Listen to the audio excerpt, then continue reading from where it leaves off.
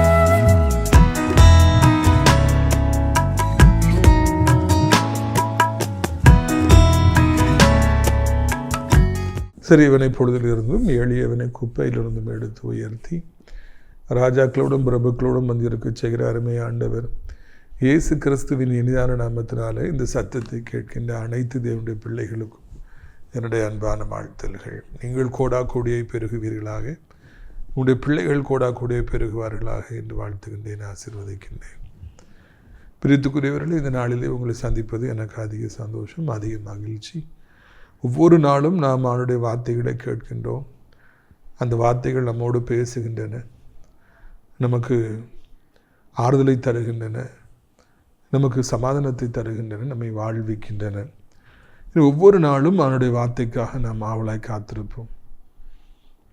நீங்கள் இந்த செய்திகள் உங்களுக்கு பிரயோஜனமாக இருக்கிறது என்று நினைப்பீர்கள் என்றால் அநேகருக்கு இதை நீங்கள் அறிமுகப்படுத்த வேண்டும் என்றும் உங்களை அன்போடு நான் கேட்டுக்கொள்கிறேன். பிரியத்துக்குரியவர்கள், இந்த வாரம் சனிக்கிழமை நமக்கு எங்கும் கூட்டங்கள் கிடையாது என்பதை நினைவூட்டும்படியாக நான் விரும்புகின்றேன். இந்த மாத கடைசியிலே நாம் வந்திருக்கின்றோம். ஒவ்வொரு நாளும் நாம் ஆண்டவரை துதிப்போம், அது ஏற்றதாக இருக்கும். அப்பொழுது கடைசி மாதம் டிசம்பர் மாதம் நமக்கு ஆசீர்வாதமானதாக இருக்கும். அதை போலவே பிரியத்துக்குரியவர்களே, இந்த நாட்களிலே நாம் கிறிஸ்துமஸ் கொண்டாட்டங்களுக்கு ஆயத்தமாகி வருகிறோம். கணக்கற்ற ஏழை ஜனங்கள் எனக்கு யாராவது ஏழையாக இருக்கிறபடியினாலே வஸ்திரங்களை வாங்கி தரமாட்டார்களா என்று காத்திருக்கிறார்கள். அவர்களுக்கு நாம் வாங்கி கொடுக்கும்படியாக ஆசைப்படுகிறோம். நமக்கு 1000 சேலைகளும் 500 பேண்ட் ஷர்ட்டும் தேவை. கர்த்தரால் ஏவப்பட்டவர்கள் தயவு செய்து நீங்கள் வாங்கி கொடுக்கலாம், இல்லாவிட்டால் விட்டு விடலாம். அதே போலவே ஆட்டுக்கடாக்கள், இன்னும் 5 ஆட்டுக்கடாக்கள் தேவைப்படுகிறது. ஏற்கனவே 5 ஆட்டுக்கடாக்கள் ப்ராமிஸ் பண்ணப்பட்டிருக்கின்றது. கடாக்களை வளர்ப்பவர்கள் நீங்கள் தாராளமாக விரும்பினால் கொடுக்கலாம். அதை போலவே பிரியத்துக்குரியவர்களே, அடைக்கலான் குருவி எனப்பட்ட இந்த ஆவிக்குரிய முதியோர்களும் அநேகருக்கு ஆசீர்வாதமாக இருந்து வருகிறது. இன்னும் ஏராளமான இடங்கள் இருக்கிறது. தாராளமாக விரும்பியவர்கள் நீங்கள் சொல்லலாம். தினந்தோறும் அங்கே நல்ல நல்ல ஊழியக்காரர்களும் இன்னுமாக நல்ல பாஸ்டர்ஸ்லாம் வந்து ஜெபத்தில் நடத்துகிறாங்க. அங்கே இருப்பவர்கள் சமாதானமாக இருக்கிறாங்க. நீங்கள் அதற்காக ஜெபித்து கொள்ளும்படியாக அன்போடு கேட்டுக்கொள்கிறேன். பிரியத்துக்குரியவர்களே, நம்முடைய ஊழியத்தில் இருக்கிற அநேக தேவனுடைய பிள்ளைகளுடைய குடும்பத்தில் திருமண காரியங்களுக்காக ஆயத்தமாக இருக்கிறாங்க. கர்த்தர் நல்ல வரன்களை அவர்களுக்கு கொடுப்பாராக. இன்னும் ஒரு சில குடும்பங்களில் மிகவும் துரதிர்ஷ்டவசமாக திருமணமாகி பல பிரச்சனைகளினாலே சீக்கிரத்தில் திருமணங்கள் முறிந்து விட்டன. இப்பொழுது சட்டப்பூர்வமாய் புரிந்திருக்கும் அந்த பிள்ளைகளுக்கு நாம் நல்ல அப்படியான வரன்களை நாம் எதிர்பார்க்குறோம். முதலாவதாக கன்னியாகுமரி மாவட்டத்தில் பிஇ ஆர்கிடெக்ட் படித்து நல்ல வேலையில் இருக்கிற அன்புமான மகளுக்கு இப்பொழுது அவர்களுக்கு 27 வயதாகிறது. நல்ல ஜெபித்து படித்து வேலை பார்க்கிறமான மகன் தேவை.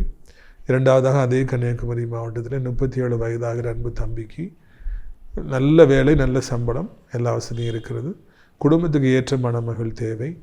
மூன்றாவதாய் திருச்சி சிட்டியிலே பெரிய எண்ணெய் கடை வச்சுருக்காங்க. நல்ல குடும்பம். தம்பிக்கு இப்பொழுது 30 வயதாகிறது. அவர் அந்த தம்பிக்கு நல்ல ஏற்ற குடும்பத்துக்கு ஏற்ற ஜெபிக்கிற மணமகள் தேவை.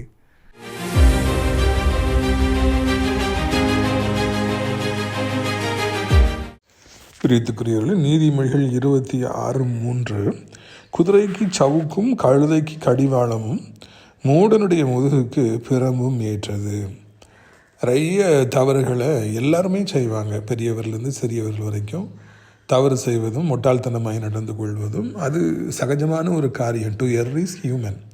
ஆனால் அதுக்கு பிறகு நீ செய்தது தவறு என்று சொல்லி அவர்களுக்கு சொல்லப்படுகிற பொழுது அதை ஏற்றுக்கொள்கிறவர்கள், தங்களை திருத்தி கொள்கிறவர்கள் எத்தனை பேர் என்று பார்த்தால் அங்கு நமக்கு ஏமாற்றமே மிஞ்சுகிறது. ஆண்டவர் தன்னுடைய பிள்ளைகளுக்கு முதலாவது அன்பாகவே பாடங்களை சொல்லிக் கொடுக்கின்றார். தடவி கொடுத்தே பாடங்களை சொல்லிக் கொடுக்கின்றார். ஆனால் அங்கு எவ்வளவு தடவி கொடுத்து சொல்லிக் கொடுத்தாலும் அங்கே ஒரு மாற்றமும் இல்லாமல் போகும்பொழுது தான் நேசிக்கிற பிள்ளைகளை அவர் சவுக்கினாலே பிரம்பினாலே அடிக்கின்றவராக இருக்கின்றார். அவர் அடிக்கின்ற பொழுது, சவுக்கினாலே அடிக்கின்ற பொழுது, பிரம்பினாலே அடிக்கின்ற பொழுது அது பயங்கரமாக இருக்கும், அது வேதனையாக இருக்கும், ஐயோ அது தாங்க முடியாததாக இருக்கும். அப்பொழுது கதறுவார்கள், ஆண்டவரே நான் தவறு செஞ்சுட்டேன், ஆண்டவரை இனி நான் செய்ய மாட்டேன், இனி நான் ஒழுங்காக இருப்பேன், ஆண்டவரை இனி உமக்கு பிரியமாய் நடப்பேன், என்னை விட்டுருங்கன்னு கதறுவாங்க.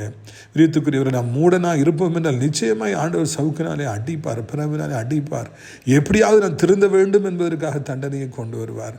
ஆனால் அதுக்கு முன்பதாகவே நாம் திருந்தி விட்டால், அவர் அன்பாய் சொல்லும் தடவி கொடுக்கும் போதே சொல்லிவிட்டார், திருந்தி விட்டால் எவ்வளவு நலமாக இருக்கும் என்பதை சிந்திக்க வேண்டும்.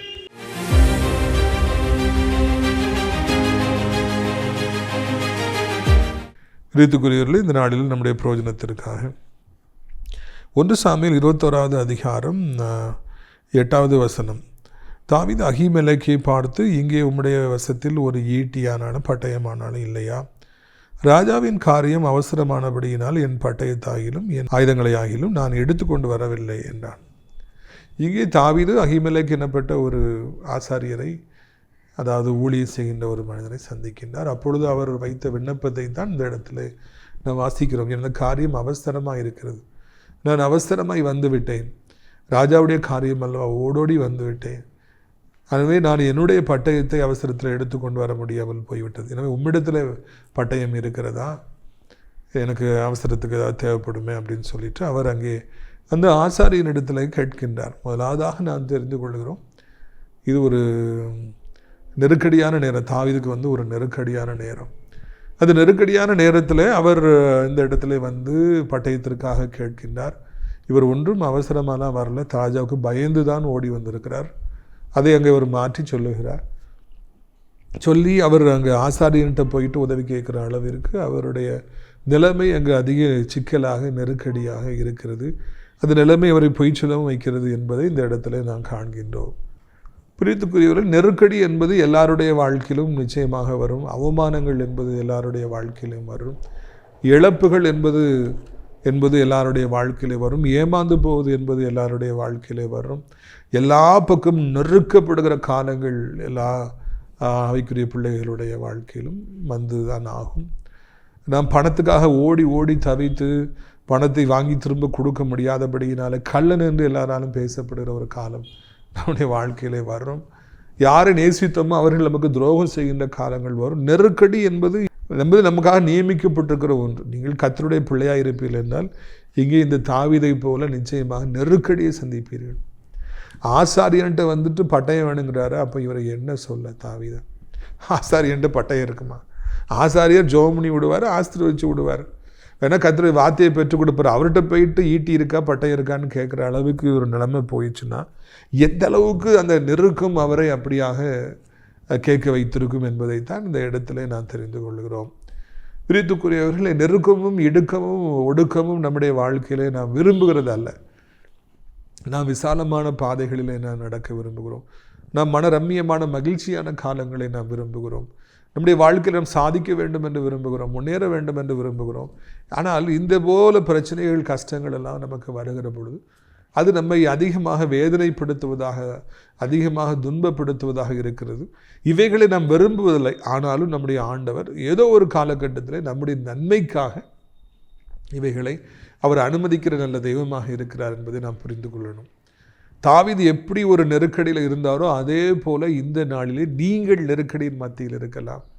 உங்கள் பிஸ்னஸ் நெருக்கப்படலாம், உங்களுடைய ஊழியங்கள் நெருக்கப்படலாம், வியாதினாலே உங்கள் சரீரங்கள் நெருக்கப்படலாம், உங்களை பொல்லாத மனிதர்கள் உங்களை நெருக்கலாம், பொல்லாத ஆவிகள் உங்களை நெருக்கி கொண்டிருக்கலாம், எதிர்பாராமல் சந்தித்த விபத்து உங்களை நெருக்கி கொண்டிருக்கலாம். என்ன பண்ணணும்னு தெரியலையே, இங்கே போகவா அங்கே போகவா, இவங்ககிட்ட கேட்கவா அவங்ககிட்ட கேட்கவா, என்ன பண்ணணும்னு தெரியலையேன்னு சொல்லி நீங்கள் மிகவும் தலையை பித்து கொண்டிருக்கிற ஒரு காலமாக இருக்கலாம். இந்த நேரத்தில் தான் ஆண்டவர் உங்களோடு பேசுகின்றவராக இருக்கின்றார். தாவீதுக்கு கர்த்தருக்கு இதயத்துக்கு ஏற்ற அந்த உத்தமனுக்கு அப்படிப்பட்ட ஒரு காலம் நெருக்கடி வந்திருக்கும் என்றார். நாம் ஏமாத்திரம், நான் ஏமாத்திரம், நமக்கும் கூட இது போன்ற நெருக்கடிகள் எல்லாம் நிச்சயமாக வரலாம். ஆனால் இந்த நெருக்கடிகள் நிரந்தரமானது அல்ல. இவைகள் சீக்கிரமாய் கடந்து போகும். நம்ம இப்படி நெருக்கடியில் வைப்பதற்கு சாத்தானுக்கு அதிகாரம் கிடையாது. நான் சீக்கிரத்தில் விசாலத்துக்களை கடந்து போவோம் என்பதை முதலாவது புரிந்து கொள்ள வேண்டும். ஏன்னா சாத்தான் பொய்யனும் பொய்க்கு பிதாவுமாய் இருக்கிறபடினால நீ இப்படி தான் இருப்ப, உன் கதை முடிஞ்சு போச்சு, உன் ஊழியம் முடிஞ்சு போச்சு, உன் வாழ்க்கை முடிஞ்சு போச்சு, உன் பிள்ளைகளோட கதை முடிஞ்சு போச்சு, உன் பிஸ்னஸ் முடிஞ்சு போச்சு, அவ்வளவுதான், முடிஞ்சு போச்சு. அவன் பொய்களை சொல்லிக்கிட்டே இருப்பான். அவன் உங்களை அதைரியப்படுத்திக்கிட்டே இருப்பான், டிஸ்கரேஜ் பண்ணிக்கிட்டே இருப்பான். சாத்தானுடைய தந்திரமாக அவன் நீங்கள் சோர்ந்து போயிருக்கிற நேரத்தில் பொய்களை சொல்லி உங்களை மிகவும் சோர்வுக்குள்ளாக கொண்டு போக வேண்டும் என்று இடைவிடாது அவன் முயற்சிப்பவனாக இருப்பான். பொய்களுக்கெல்லாம் செவி கொடுக்காதீங்க, சூழ்நிலையை பார்க்காதீங்க, நெருக்கடிகளை பார்க்காதீங்க, ஆண்டவரை பாருங்கள், ஜெய கிறிஸ்துவை பாருங்கள், ராஜாதி ராஜனை பாருங்கள், கத்தாதி கத்தாவை பாருங்கள். அப்பொழுது நீங்கள் வெற்றி பெறுவீர்கள் என்பதை நீங்கள் புரிந்து கொள்ள வேண்டும். இரண்டாவதாக, யாரிடத்தில் எதை கேட்க வேண்டும் என்பது ஒரு நீதி இருக்கிறது. தாயிடத்துல அன்பை தான் நாம் கேட்க முடியும். அம்மா எனக்கு சமைச்சு தாருங்க, நீ கொடுத்தா சமைச்சு கொடுத்தீங்கன்னா ரொம்ப டேஸ்ட்டாக இருக்குமா. உணவை நம்ம கேட்கலாம். துக்கத்தின் நேரத்தில் தாயிடத்துல ஆறுதலை கேட்கலாம். அப்பா அப்படின்னா நம்ம உரிமையோடு கூட அப்பா கிட்ட நிறைய பணத்தை கேட்கலாம், ஆதரவை கேட்கலாம், இன்னும் நிறைய காரியங்களை நாம் கேட்கலாம். அப்பாங்கிறது ஒரு பெரிய ஒரு விலையேற பெற்ற புனிதமான ஒரு உறவு. நண்பர்கள் என்றால் நம்முடைய வாழ்க்கையில் நாம் பல நேரங்களிலே அவரிடத்தில் ஜாலியாக இருக்கிற நேரங்கள், கமெண்ட் அடிக்கிற நேரங்கள், சிரிக்கிற நேரங்கள், ஹாப்பினஸ் தான் அவங்ககிட்ட கேட்க முடியும். இப்படி ஒவ்வொருத்தட்டையும் ஒவ்வொன்றா கேட்கலாம். யார்கிட்ட எதை கேட்கணுங்கிறது தெரியணும். அது நமக்கு ஜட்ஜ் பண்ண தெரியல. நான் எல்லாட்டையும் போய் எல்லாத்தையும் கேட்பேன்னா கீழே விழுந்து நாடிலாம் உடைஞ்சி பல்லுலாம் உடைஞ்சி செதறி போயிடும், வாயெல்லாம் மண்ணாகி போய்விடும். பிரியத்துக்குரிய யார்கிட்ட எதை கேட்கணுங்கிறத நீங்கள் தெரிந்து கொள்ளுங்கள். கொஞ்சம் யோசித்து பாருங்கள். ஆசாரியன்ட்ட போயிட்டு பட்டயத்தை கேட்டால் அது என்ன? ஒரு ஆசிரியர்கிட்ட போயிட்டு ஐயா நீங்கள் துப்பாக்கி வச்சுருக்கீங்களா, அருவாள் வச்சுருக்கீங்கன்னு கேட்டால் இந்த மாதிரி ஆட்கள் என்ன சொல்ல முடியும்? அதுக்கு வாய்ப்பே கிடையாது. அப்படி இருக்கத்தக்கதாக இவர் அந்த நெருக்கடியின் மத்தியில் யார்கிட்ட எதை கேட்கணும்னு தெரியாமல் அவர் அங்கே எதை கேட்டார் என்று சொல்லி நாம் பார்க்கிறோம். பிரியத்துக்குரியவர்களே, எதை கேட்டாலும் நமக்கு தர வல்லமை படைத்தவர் ஆண்டவர் இயேசு கிறிஸ்து. எந்த நேரத்தில் போய் என்ன உதவியை நீங்கள் கேட்டாலும் உங்களுக்கு தவறாமல் செய்பவர் ஆண்டவர் இயேசு கிறிஸ்து. மனுஷங்கிட்ட போய் கேட்டுடலாமா, இவங்ககிட்ட கேட்டுடலாமா, அவங்ககிட்ட கேட்டுடலாமா, ஒரு பிரயோஜனம் ஏற்பட போவதில்லை. இல்லை, ஆண்டவர்கிட்ட கேட்டு பாருங்க, அவர் உங்களுக்கு செய்வார். பிரியத்துக்குரியவர்களே, இந்த உலக வாழ்க்கையில் நம்ம மனிதர்கள்ட்ட நம்ம கொடுக்கலாம், நம்ம கேட்க முடியாது. நம்ம கொடுத்தா எல்லாரும் சந்தோஷமாக வாங்கிக்குவாங்க. ஆனால் நம்ம கேட்டோம் அப்படின்னா நம்ம கல்லனாக மாறிவிடுவோம் அவங்களுடைய பார்வையில். கல்லர்கள் அல்ல நாம், ஆனால் அவங்க பார்வையில் நம்மளை பார்த்தாலே ஒரு கல்லனை பார்க்குற மாதிரி தான் நம்ம பார்ப்பாங்க. அதனால் ஆண்டவரை கேட்க வேண்டிய ஒரு நிலைமை எனக்கு வாழ்க்கையில் வந்துடக்கூடாதப்பா, என்னை எல்லாரும் கல்லனாக நினைக்கிற அளவுக்கு என்னுடைய வாழ்க்கை பேரக்கூடாதப்பா அப்படிங்கிறது நம்ம டெய்லி ஜெபிக்கணும். உயிருள்ள நாள் மட்டும் நாம் யாரிடத்திலும் கேட்கிற ஒரு நிலைமையை கர்த்தர் நமக்கு வைக்கக்கூடாது. தாவீதுக்கு வைத்தார், எல்லாருக்கும் வைப்பார். நெருக்கடி தாங்க முடியலன்னா போய் கேட்டதானே ஆகணும். எவ்வளவோ பெரிய பணக்காரர்கள்லாம் வாழ்க்கையில் கீழே விழுந்த பிறகு அன்றாட தேவைகளுக்காக அநேகர்கிட்ட போய் கையை நீட்டினதெல்லாம் நான் பார்த்துருக்கேன். அப்படி ஒரு நிலைமை வரவே கூடாது. கர்த்தர் நம்முடைய வாழ்க்கையில் நமக்கு அப்படி ஒரு நிலைமையை வைக்கவே கூடாது. யாரிடத்துலையும் போயிட்டு நாம் கேட்கக்கூடாது. தேவனுடைய பிள்ளை என்றால் அதுக்கு நமக்கு அங்கீகாரம் இருக்கிறது, நமக்கு உரிமை இருக்கிறது. ஆண்டவரே, நான் உம்முடைய பிள்ளை, நான் உம்முடைய ஊழியத்தை செய்திருக்கிறேன். யார்கிட்டையும் நான் கடன் வாங்க வேண்டிய நிலைமை, யார்கிட்டையும் நான் கேட்க வேண்டிய நிலைமை நீ வைக்கக்கூடாது என்று நம்ம ஆண்டவர்கிட்ட கேட்டு பாருங்க. ஆண்டவர் இறங்குவார், உங்கள் சத்தத்துக்கு செவி கொடுப்பார். அவர் நிச்சயமாக உங்களை நெருக்கடிகளிலிருந்து அவர் மீட்டெடுப்பார் என்பதில் சந்தேகமே இல்லை. பிரியத்துக்குரியவர்களே, ஆண்டவர் அனைத்து தேவனுடைய பிள்ளைகளையும் அப்படியே ஆசீர்வதிக்க வேண்டும். கேட்கிற நிலைமையில் அவரை வைக்கக்கூடாது என்று தான் விரும்புகிறேன். பாருங்கள், அங்கே அவர் சொல்லுகிறார் 9, அதற்கு ஆசாரியன், நீர் 7 பள்ளத்தாக்கிலே கொன்ற பெலிஸ்தனாகிய கோலியாத்தின் பட்டயம் இதோ ஏபோத்துக்கு பின்னாக ஒரு புடவை இதில் சுருட்டி வைத்திருக்கிறது, அதை நீர் எடுக்க மனதானால் எடுத்துக்கொண்டு போகலாம், அதுவே இல்லாமல் வேறொன்றும் இங்கே இல்லை என்றான். அப்பொழுது தாவீது, அதற்கு நிகரில்லை, அதை எனக்கு தாரும் என்றார்.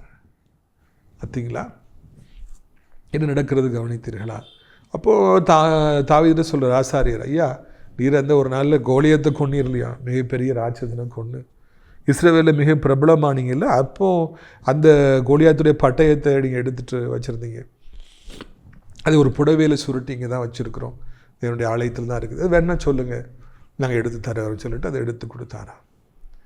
என்றைக்கோ ஒரு நாளிலே இஸ்ரவேலுக்காக தன் உயிரை துச்சமாக நினைத்து ஒரு மாவீரனாக தேவன் மீது வைத்திருந்த விசுவாசத்தினாலே ஒரு சின்ன பிள்ளையாக இருக்கும் பொழுது, ஒரு இளைஞனாக இருந்த பொழுது, இஸ்ரவேலுக்காக துணிந்து யுத்தத்துக்காய் போன பொழுது ஆண்டவர் மாபெரும் வெற்றியை இதே தாவீது கொடுத்தார். அன்றைக்கு கோலியாத்துடைய தலையை அவர் கையில் வைத்திருந்தார். மிகப்பெரிய பிரபலமான ஒரு மனிதனாய் மாறினார். அப்பொழுது அந்த கோலியாத்துடைய பட்டயத்தை எடுத்து ஞாபகத்துக்கு வைத்திருந்தார். இவ்வளோ பெரிதான பட்டயம், கோலியாத்துனா எவ்வளோ பெருசாக இருந்தார், நீளமான பட்டயம், நீளமான கேடை, அதெல்லாம் எடுத்து வச்சிருந்தார். நீர் அதை வேணால் தாராளமாக எடுத்துக்கொள்ளும் என்று. என்றைக்கோ ஒரு நாளில் தாவீது செய்த அந்த ஹீரோயிசத்தின் விளைவாக, நல்ல காரியத்தின் விளைவாய் கிடைத்த, பலனாய் கிடைத்த அந்த பட்டயமும் கிடையும் அங்கே இருக்கிறது என்று அவர் சொல்லுங்கள், வேணால் எடுத்துக்கிடுங்க, அது அவருக்கு கொடுக்கப்பட்டது, இதற்கு நிகரானது ஒன்றும் இல்லை என்று அவர் அதை எடுத்துக்கொண்டார் என்று பார்க்கின்றோம். என்றோ ஒரு நாளிலே நாம் செய்கின்ற நல்ல காரியங்கள், நாம் பிற்பாடு ஒரு நாளிலே தாவீது மாதிரி நெருக்கடியில் இருக்கிற பொழுது, இடுக்கத்தின் மத்தியில், ஒடுக்கத்தின் மத்தியில் இருக்கிற பொழுது, என்ன செய்வது என்று சொல்லி தெரியாமல் நாம் திகைத்து நிற்கிற பொழுது, நமக்கு அந்த பழைய நல்ல காரியத்திலிருந்து திடீரென்று எதிர்பார்க்காத விதமாக புதையல்கள் கிடைக்கும், பொக்கிஷங்கள் கிடைக்கும், நம்முடைய தேவைகள் சந்திக்கப்படும், நாம் ஆச்சரியமானபடிக்கு தப்புவிக்கப்படுவோம் என்பதை இந்த இடத்துல நாம் காண்கின்றோம். உன் ஆகாரத்தை தண்ணீர்கள் மேல் போடும். அநேக நாட்களுக்கு பிறகு, அநேக வருடங்களுக்கு பிறகு, அநேக மாதங்களுக்கு பிறகு, உனக்கு ஈவன் வயதாகிற பொழுது கூட அதுக்குரிய பலனை நான் தருவேன், அதுக்கு கிடைக்கும். தண்ணீரில் போடுறேன்னா என்னது, ஆகாரத்தை எடுத்து தண்ணீரில் போட்டால் முங்கி போயிடும், அது வராது.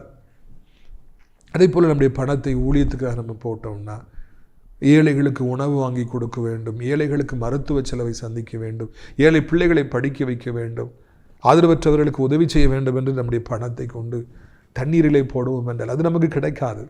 அவர்களை நமக்கு ஒன்று திருப்பி செய்ய முடியாது. ஆனால் பரலோகத்தில் இருக்கிற தேவன் அதை பார்த்து, என் மகனுக்கு கொஞ்சோட தான் காசு இருக்குது, ஆனால் அதில் இத்தனை பேருக்கு அவன் உதவி செய்கிறானே என்று பரவசப்பட்டது குறித்து வச்சுக்கிட்டே வருவார். நீ ஏழைகளுக்கு கொடுக்க கொடுக்க கொடுக்க காசை எண்ணி எண்ணி கொடுக்க கொடுக்க கொடுக்க அது குடிச்சு வச்சுக்கிட்டே இருப்பார், எழுதி வச்சுக்கிட்டே வருவார். 1 வருஷம் ஆயிரும், 2 வருஷம் ஆயிரும், 10 வருஷம் ஆயிரும், 20 வருஷம் ஆயிரும், ஏன் 30 வருஷம் கூட ஆயிரும். நீங்கள் இதை கம்ப்ளீட்டாக மறந்துருப்பீங்க. நான் ஆண்டவர் எப்படி மொர்தெகாய்க்கு அந்த ராத்திரி நேரத்தில் ராஜா தூக்கம் வராதனால அதை பார்த்து அந்த புக்ஸ்லாம் பார்த்து கண்டுபிடிச்சி மொர்தெகாய்க்கு ராஜ கம்பீரத்தை மறுநாளில் கொடுத்தாரோ, அதே போல் ஆண்டவர் ராஜாதி ராஜன் ஒரு நாளில் எல்லாம் கணக்கு பண்ணி பார்ப்பார். இவ்வளோ பேருக்கு தண்ணியில் போட்டிருக்கிறான், இவ்வளோ பேருக்கு ஹெல்ப் பண்ணியிருக்கிறான், இவ்வளோ ஊழியத்துக்கு என் மகன் சப்போர்ட் பண்ணியிருக்கான்லன்னு சொல்லிட்டு ஆண்டவர் அள்ளி அள்ளி கொடுப்பார். என்றைக்கோ நாம் செய்கிற நல்ல காரியங்கள் என்றைக்கோ ஒரு நாளில் நமக்கு பலனாக கிடைக்கும். நாம் நினைக்கவே மாட்டோம். மிகவும் நெருக்கப்படுகிற பொழுது, மிகவும் இடுக்கத்தில் இருக்கும் பொழுது, என்றைக்கோ ஒரு நாளில் ஆண்டவருக்காக செய்த காரியங்கள், ஏழைகளுக்காக செய்த உதவிகள், ஏழைகளை தூக்கிவிட்ட நேரங்கள், ஏழைகளுக்கு கவலைப்படாதீங்க, வச்சுக்கோங்க, பரவாயில்ல, ஒன்றும் திருப்பிலாம் தர வேண்டாம், நீங்கள் சந்தோஷமாக இருந்தால் போதும், எல்லாம் சாப்பிடுங்க, இதை வச்சு ஃபீஸ் கட்டுங்க. நீங்கள் கொடுத்த உதவிகள், என்றைக்கோ செய்த உதவிகள் ஆண்டவரால் நினைவு கூறப்பட்டு மிக முக்கியமான நேரத்தில் நீங்கள் சிக்கி தவிக்கிற பொழுது உங்களுக்கு அது உதவியாக வரும். அந்த நல்ல ஆண்டவரை நீங்கள் புரிந்து கொண்டீர்களா? எப்போ உங்களுக்கு பணம் தேவைன்னு தெரியும், எப்போ ஒரு முக்கியமான நேரம், இக்கட்டான நேரம், மனுஷன் யாருமே உங்களுக்கு உதவி செய்ய மாட்டாங்க, இந்த பூமியை உங்களை பிளந்து விழுங்க வரும், உங்களுக்கு எப்போ அந்த முக்கியமான நேரத்தில், இக்கட்டான நேரத்தில் எப்போ கொடுக்கணும்னு ஆண்டவருக்கு தெரியும், உங்களுக்கு தெரியாது. when it matters the most, அப்போது ஆண்டவர் ஒரு நாள் செஞ்சதெல்லாம் கணக்கு வச்சுக்கப்பா, நீ பிழைச்சிக்கப்பான்னு சொல்லி ஆண்டவர் கொடுப்பார். ஏன் இன்னைக்கு வரைக்கும் உங்களுக்கு உதவி ஆண்டவர்கிட்ட கிடைக்கல? எத்தனையோ பேருக்கு நீங்கள் உதவி செஞ்சு நான் இப்படி தானே இருக்கேன் அப்படின்னு நீங்கள் அங்கலாய்ச்சிட்டு இருக்கீங்க. ஒன்றுத்துக்கு உதவாதவெல்லாம் எங்கேயோ போயிட்டான், பாவிகள்லாம் நல்லா இருக்கான், நான் என் வாழ்க்கையில் இவ்வளோ கஷ்டப்பட்டுட்டு இருக்கேன்னு நீங்கள் தவிக்கிறீங்களா? எதுக்காக ஆண்டவர்கிட்டருந்து உங்களுக்கு தேவையான உதவி வரல? எனக்கு இப்போ உதவி செய்யாமல் ஆண்டவர் எப்போ உதவி செய்ய போகிறாரு? என் வாழ்க்கை இப்போ தானே அதிக நெருக்கடியில் இருக்குது, என் ஆண்டவர் ஏன் கண்ணு திறக்காமல் இருக்காரு அப்படிலாம் நீங்கள் கேட்டுட்ருக்கலாம். இல்லை, அந்த முக்கியமான நேரம் இன்னும் வரல, அது இன்றைக்கி தான் அந்த நாள் அப்படின்னா இன்றைக்கி வந்துடும். இன்றைக்கி தான் உங்கள் வாழ்க்கையில் மிக முக்கியமான நாள், மிக நெருக்கடியில் இருக்கிற நாள், உங்களுக்கு மிக அதிகமாக உதவி தேவைப்படுகின்ற நாள் என்பதை ஆண்டவர் நினைப்பார் என்றால், அது உண்மை என்றால் அன்றைக்கு வானம் திறக்கப்படும், வானத்து பொக்கிஷ சாலைகள் திறக்கப்படும், பூமியின் புதையல்கள் திறக்கப்படும், எல்லாம் உங்களை தேடி வரும். நீ ஒரு நாளில் எனக்காக நீ நின்னாலப்பா, எவ்வளோ ஏழைகளுக்கும் ஊழியக்காரர்களுக்கு உதவி செய்தாலப்பா, வச்சுக்க, எத்தனையோ சர்ச்சை கட்டி கொடுத்த, எத்தனையோ ஊழியக்காரங்களை தாங்கின, வச்சுக்க அப்படின்னு சொல்லிட்டு ஆண்டவர் நமக்கு தருவார். அதைத்தான் இந்த இடத்தில் பார்க்கின்றோம். நீ ஒரு நாளிலே கோலியாத்தை வீழ்த்திய பொழுது அவனுடைய பட்டயங்களை ஒரு புடவையில் சுருட்டி வைத்தாய், அவை யாவும் இங்கே தான் இருக்கிறது, வேண்டுமென்றால் எடுத்துக்கொள்ளலாம். ஆசாரியராகிய அகிமெலேக்கு அதை கொடுத்த பொழுது தாவீதுக்கு ஒரே சந்தோஷம். அவர் நிராயுத பணியாக நிற்கின்றார். பெரிய இராணுவ வீரனுக்கு பட்டயம் இல்லைன்னா என்ன பிரயோஜனம்? இப்போ யாராவது வெளியே போயிட்டு இருக்கும்போது கடையில் ஜாமான் வாங்கிட்டாங்கன்னா செல்ஃபோன் இல்லைன்னா என்ன பிரயோஜனம்? ஜிபே பண்ணணும், அக்கௌண்ட்டில் போகணும், எல்லாமே இன்றைக்கி செல்ஃபோனில் தான் இருக்குது. திடீர்னு செல்ஃபோனை காணலைன்னா எப்படி இருக்கும்?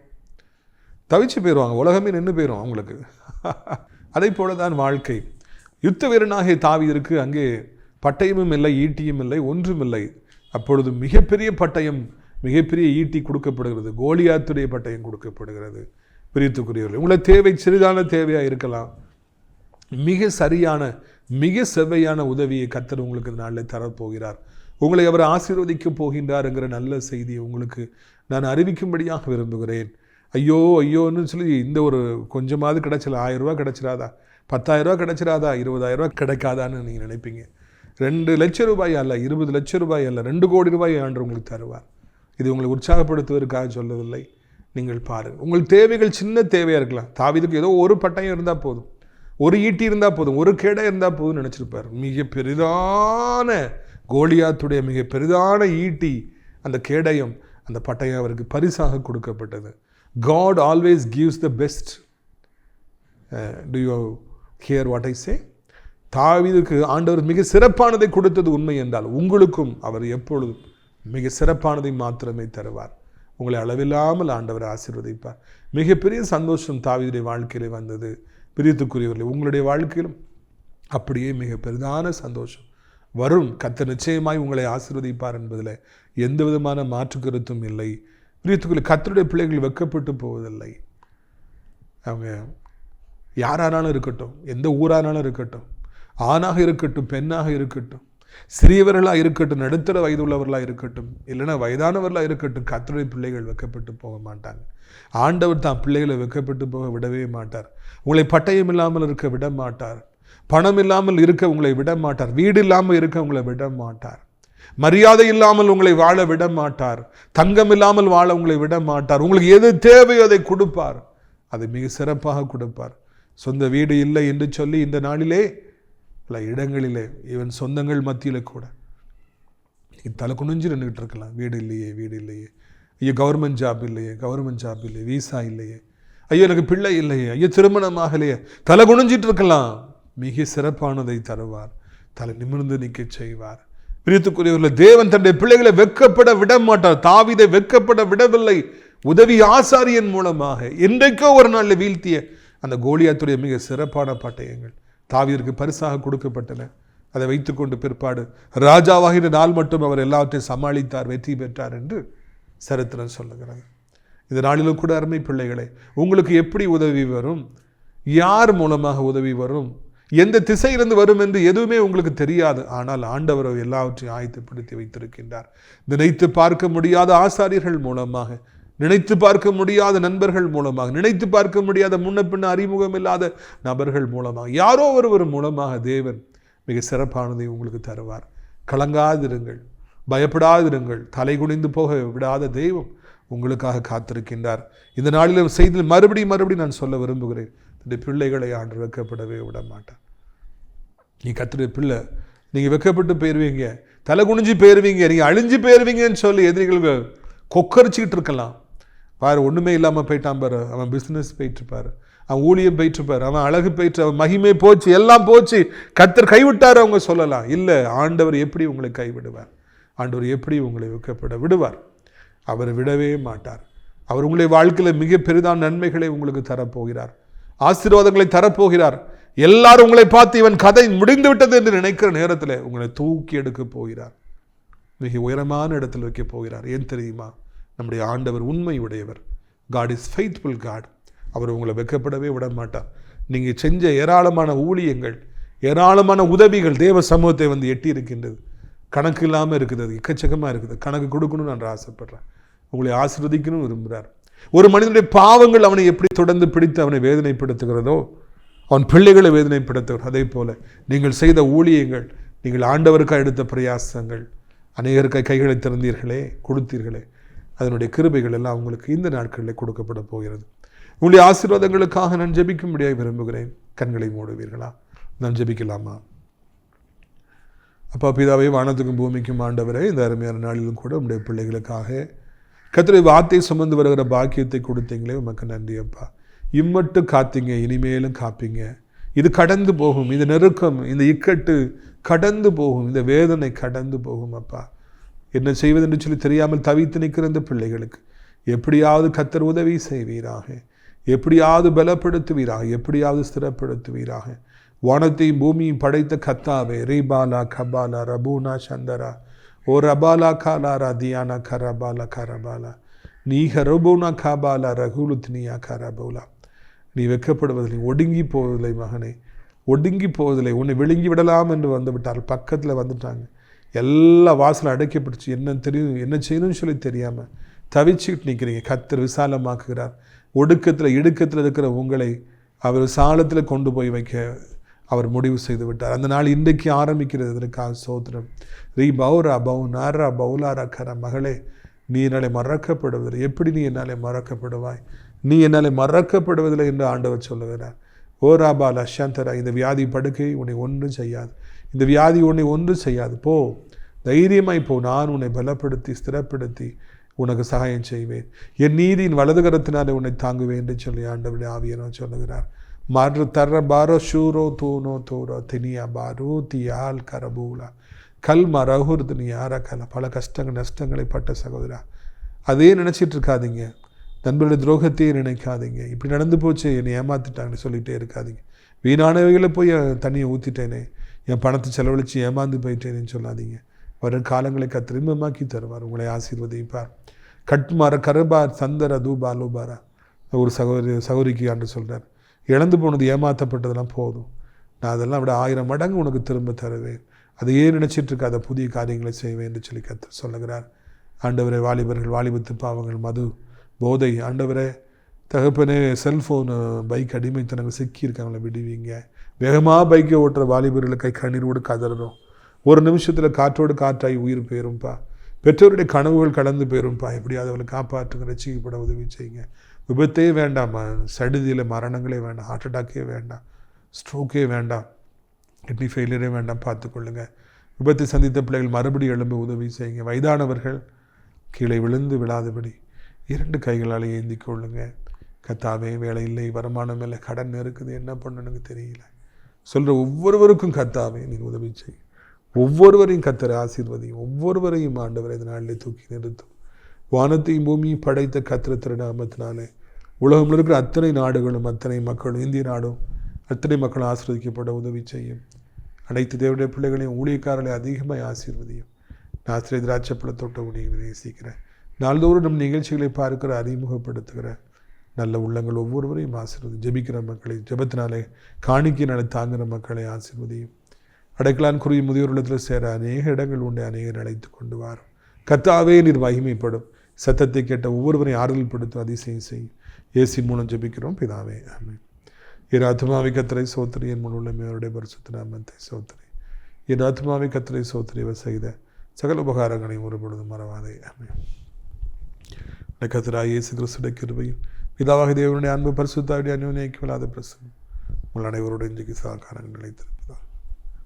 அல்லேலூயா, அல்லேலூயா.